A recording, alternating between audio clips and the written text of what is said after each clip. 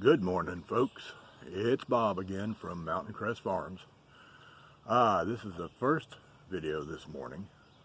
Hopefully I won't have to shoot it again. The way you know it's the first is it's still cool out and I'm still drinking coffee. I don't have the big cup like yesterday with switchel in it because I'm not having to reshoot this, I hope. Oh, what to talk about today? Well, I got a couple of requests in the comments yesterday, so I'm going to talk a little bit about the farm. Farm is a stretch. I've got 2.5 acres. That's a homestead, that's a micro farm, that's a mini farm. Hate to call it a farm, but I'm going to talk a little bit about that. But first I want to tell you what happened last night. Most of you know I live in a yurt. The ones that have watched this channel for very long know that I live in a yurt. And a yurt is essentially, or my yurt is essentially a 30-foot diameter room, one big room. I have a section of it, less than 25%, maybe 20% walled off for a bathroom, because I figured when you have company over and they have to use the bathroom, they wouldn't appreciate having to go sit on the throne right out in front of God and everybody. So it's a separate bathroom. But the rest of it's just one big room. And last night, I was sitting at the computer, and all of a sudden I hear my bride, who's laying in bed, watching videos on her phone, and listening to music. She's really not much of a video person, but she does like to listen to music, and sometimes it'll be music that's on YouTube, and she'll be watching them while she's listening to them. She lets out a scream. I turned around, what is the matter with you? She said, there's something in here. Well, I get up and look around. I don't see anything. And got up from the desk and walked toward the center of the yurt. And all of a sudden I saw what she was talking about, because it zoomed right in front of my nose, like 3 inches away. And I looked around, and what in the world was that? Because the lights were pretty dim in the yurt. I had one on over my desk, and the TV was on.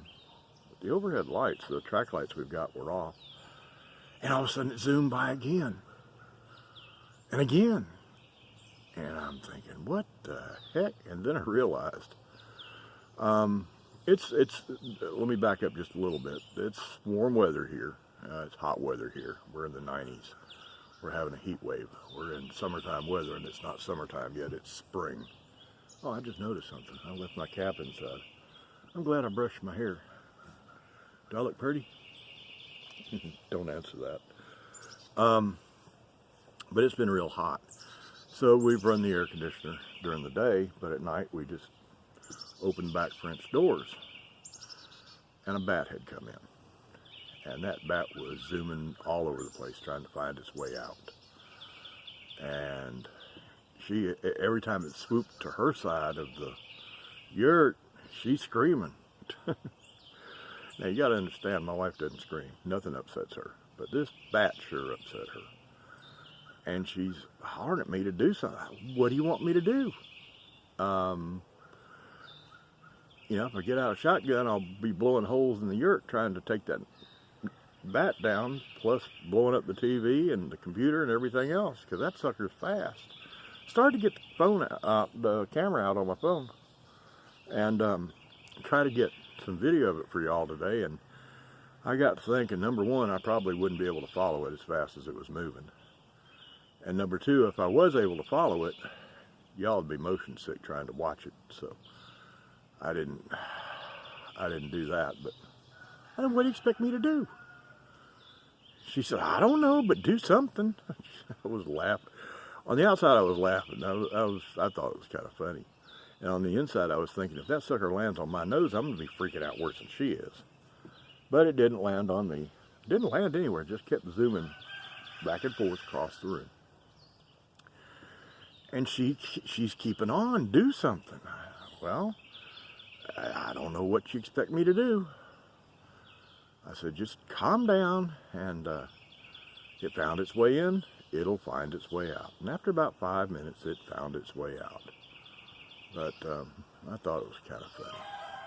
thought y'all might enjoy that. But anyway, what to do today's coffee talk on?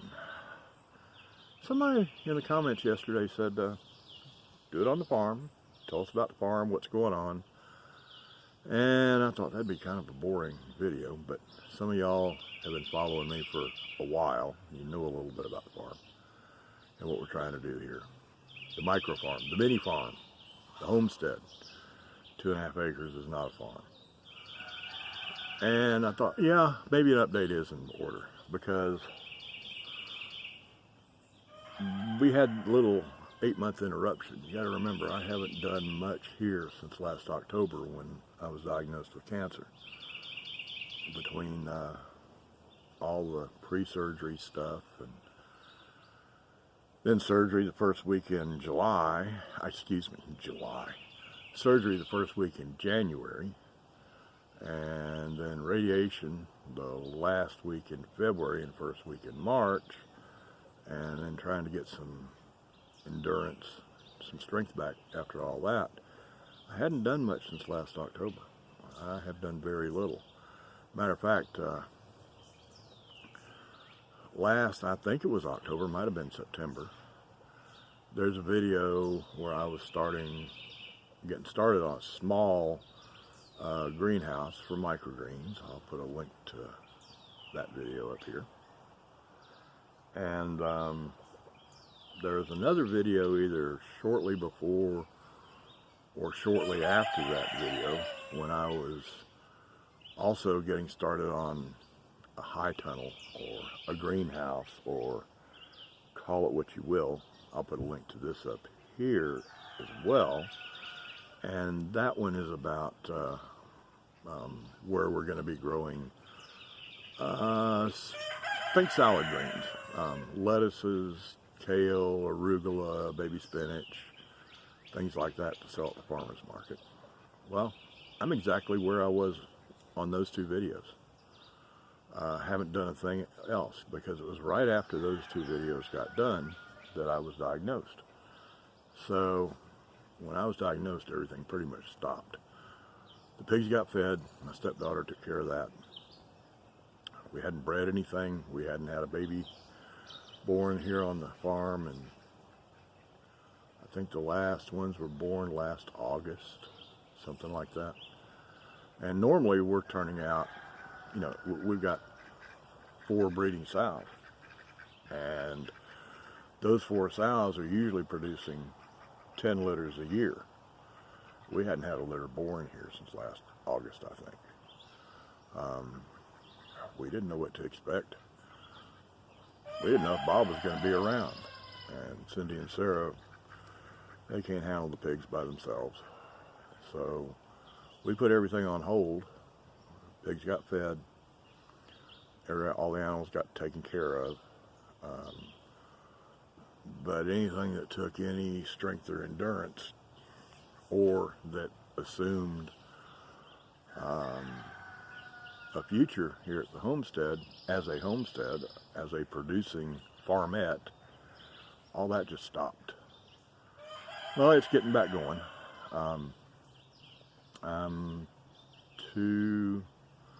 March, April, and now May's over.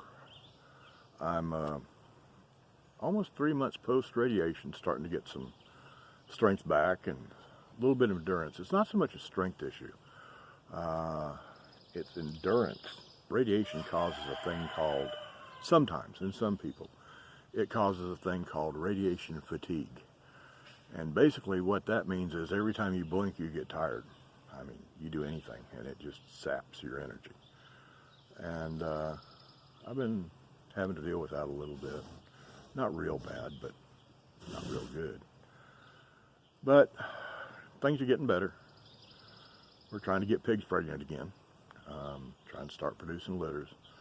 We're back in the pig business. I'm getting some energy back.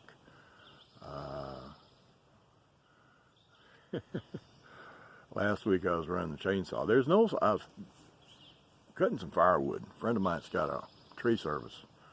Brought some logs over, and my stepdaughter and I were out there cutting logs, and I was actually running a chainsaw. We had taken some trees down last year and had some scrap actually right here by my truck. I'm leaning on the back of my truck, by the way, if you wonder where I do these. Right here by my truck, I've got some little limbs and stuff about this big around that I was cutting up for the burn barrel, because we can't burn here from May 1st through October 1st, except in a barrel. There's no piling brush up and burning it or anything like that, or the burning Nazis will come get you.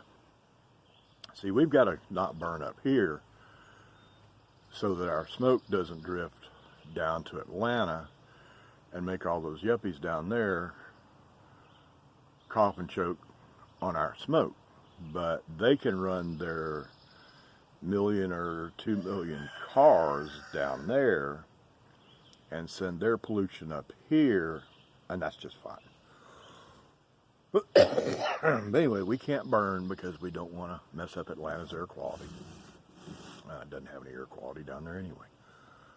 But so I was cutting up some stuff over here with chainsaw. I've got big chainsaw, small chainsaw. Big one for doing some serious cutting, like the logs for the firewood. And speaking of that, let me give you all a little tip on firewood, and this will be in another video that I'm going to be doing soon on firewood generally, but this is just a short tip. If you heat with wood, that's all we use for heat here. I've got a radiant floor in there. I haven't turned it on 3 years, 4 years. We heat with wood. But there's an old farmer saying about heating with wood. If you plan to heat with wood this winter, you need to have your wood cut, split, stacked, and drying by April Fool's Day. I am 2 months late. We go through about 6 cords of wood in a winter, and I have about 80% of 1 cord done. So I'm 2 months behind, and so I was out last week, had the energy to run the big saw, start cutting and splitting wood, run the small saws. I started to tell y'all, I was cutting up these little limbs over here to put them in the burn barrel. And I got to get done with this video today because I got a doctor's appointment this morning. When I wave my hands around, you probably noticed this. And there'll be a video about that too, but I will give you a tip. Call this Bob's tip of the day. If you decide that you want to argue or get in a fight with one of your power tools, choose which tool wisely. Don't pick a chainsaw. That is not a wise choice. And don't ask me how I know that. I'll tell you all about it in another video, just because there's a lesson to be learned in it, and I want to do a video just on that.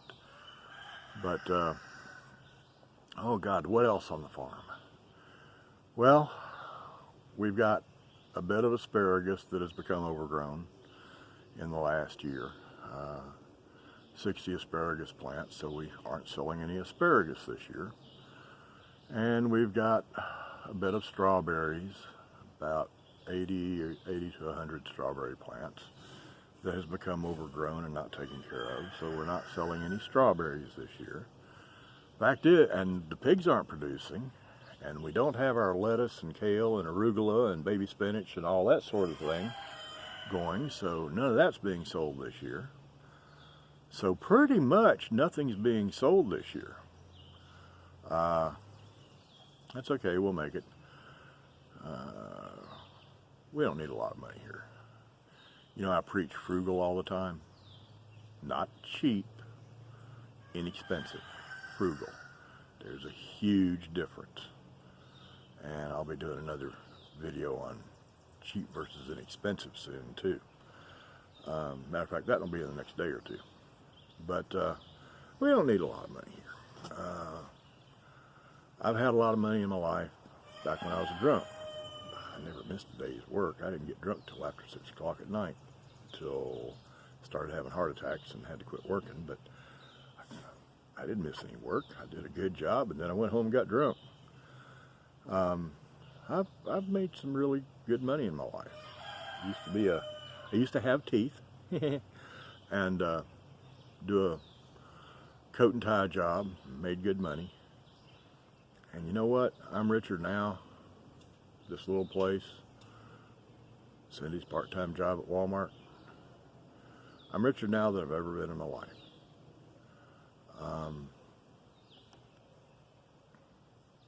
Somebody asked me, how can you say that? And I guess the best way to put it is, now don't get me wrong, I have been happy in my life. I was happy when I first got married. Well, the first of three. I was happy when I got married. I've got 2 sons, and I was happy when they were born. I mean, there's been things that have happened in my life that have made me really happy. But it's only been in the last 10, 12 years that I can say I was content. And I am content having less than I've ever had in my life. As far as stuff. As far as money to buy stuff. What really, really deep makes you happy or content isn't what you can buy, it isn't how much money you've got to buy it with. It's where you find yourself in life. And I'm pretty thrilled with where I am in life. Don't have stuff. I'm leaning on the back of a pickup truck that's a 1986 Ford F-150. 1986, sucker's 30 years old. 33 years old, excuse me. It's not that old as far as use though. I've got I'm sitting here leaning on a 1986 Ford F-150 that has not yet cracked 100,000 miles. Real miles. I don't mean the odometer has turned over a time or two. Real miles. 99,400, I think, is how many miles are on it now. And considering it gets maybe 75 to 100 miles a month, I might turn 100,000 miles on it before 2020. You never can tell. But it just don't take stuff. Stuff isn't what makes you happy. God knows I've had stuff all my life. I've had stuff from the time I was a kid. In my 30s, I decided I wanted a boat. I went out and bought a boat. Decided I wanted to dress it up really good, for fishing. Had a 32-foot center console with dual Yamaha 250s on the back. Had that thing set up for some deep sea fishing. Now, I'm a mountain guy, not a beach guy, but I do like the beach because of what's out past the beach. What's out past the beach are some serious fish. And I love deep sea fishing. I had that boat rigged up for deep sea fishing. Yeah, about 3 or 4 years later, I decided, this is really stupid. I get to go about 4 times a year, and I'm sitting here with $100,000 in a boat that gets used 4 times a year. Stuff doesn't do anything. Stuff makes you poor, money-wise. It uses up your money that should be used for other things. And it might make you happy at the moment, using that stuff. It doesn't make you content. It doesn't really make your life any better. What makes your life better is what's in here and what's up here, and how you treat other people and your attitude. That's what makes life good. Jeez. I came out here to talk about bats in the house, and I'm having to get done so I can go take care of a little doctor's appointment because of my argument with a chainsaw. And I start getting deep. I think I'm about due for today. Through. I think I'm about through for the day on this video. Yeah. I really don't want to go any deeper into that other stuff. And really, I don't want to drag this out. This is over 20 minutes now. And I'm trying to hold them down to under 20 minutes, these coffee chats. The other ones I do, they're as long as they need to be to show you what I'm going to show you. But that's sort of an update on the farm. It's not doing much, but it's waking back up. And I'm doing a whole lot better. And I'd encourage y'all to actually find, don't look for what makes you happy. Look for what makes you content.